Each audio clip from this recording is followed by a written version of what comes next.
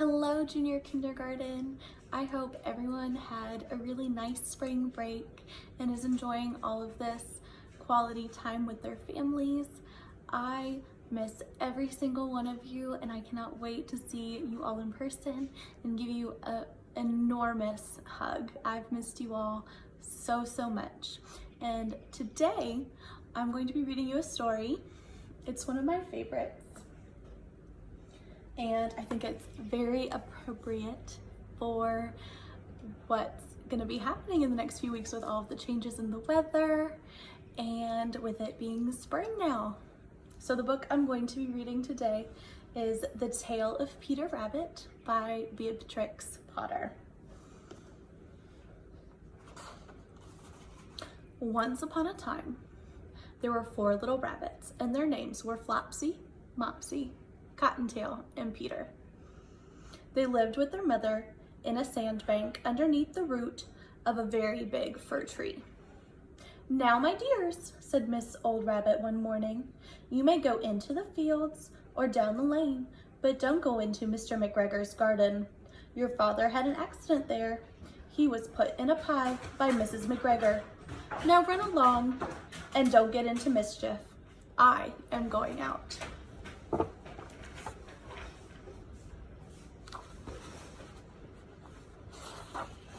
Then old Miss Rabbit took a basket and her umbrella and went through the wood to the baker's. She bought a loaf of brown bread and 5 currant buns. Flopsy, Mopsy, and Cottontail, who were good little bunnies, went down the lane to gather blackberries. But Peter, who was very naughty, ran straight away to Mr. McGregor's garden and squeezed under the gate.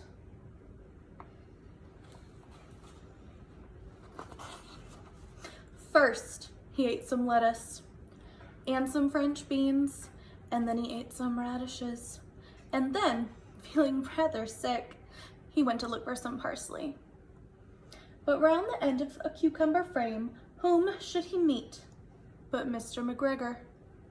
Mr. McGregor was on his hands and knees planting out young cabbages, but he jumped up and ran after Peter, waving a rake and calling out, "Stop, thief!"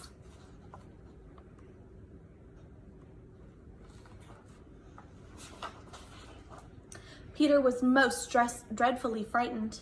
He rushed all over the garden, for he had forgotten the way back to the gate. He lost one of his shoes amongst the cabbages, and the other shoe among the potatoes. After losing them, he ran on 4 legs and went faster, so that I think he might have got away altogether if he had not unfortunately run into a gooseberry net and got caught by the large buttons on his jacket. It was a blue jacket with brass buttons, quite new.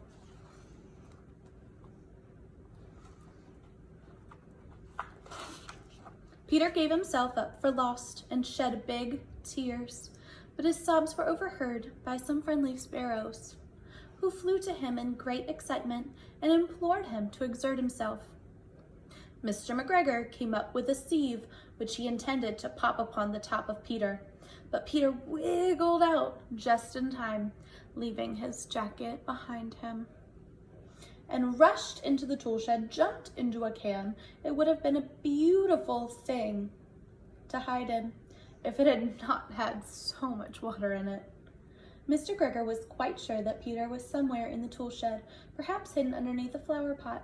He began to turn them over carefully, looking under each one.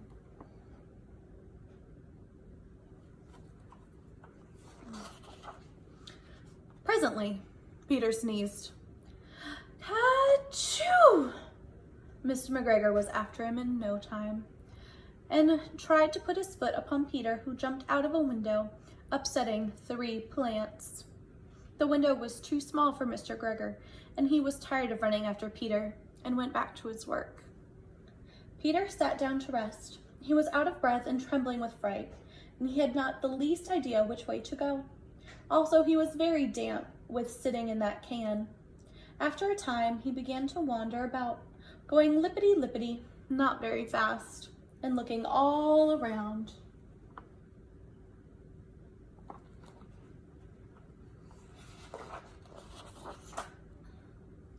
He He found a door in a wall, but it was locked, and there was no room for a fat little rabbit to squeeze underneath. An old mouse was running in and out over the stone doorstep, carrying peas and beans to her family in the wood. Peter asked her the way to the gate, but she had such a large pea in her mouth that she could not answer.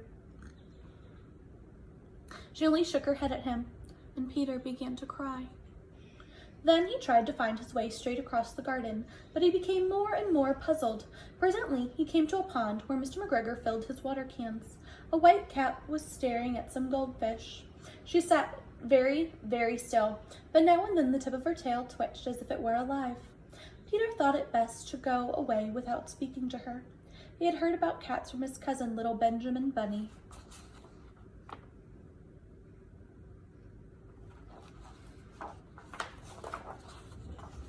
He went back towards the tool shed, but suddenly, quite close to him, he heard the noise of a hoe. Scratch, scratch, scratch, scratch.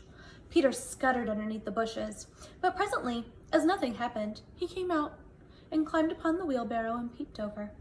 The first thing he saw was Mr. McGregor hoeing onions. His back was turned towards Peter, and beyond him was the gate. Peter got down very quietly off the wheelbarrow and started running as fast as he could along a straight walk behind some black currant bushes. Mr. McGregor caught sight of him in the corner, but Peter did not care. He slipped underneath the gate and was safe at last in the wood outside the garden.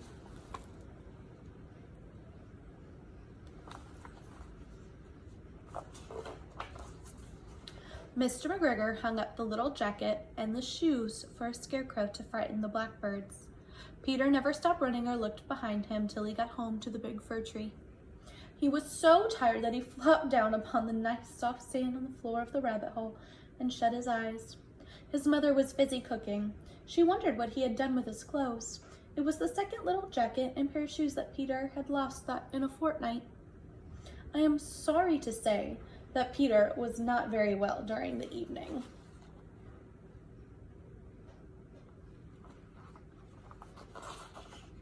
His mother put him to bed and made some chamomile tea, and she gave a dose of it to Peter. 1 tablespoonful to be taken at bedtime. But Flopsy, Mopsy, and Cottontail had bread and milk and blackberries for supper. The end.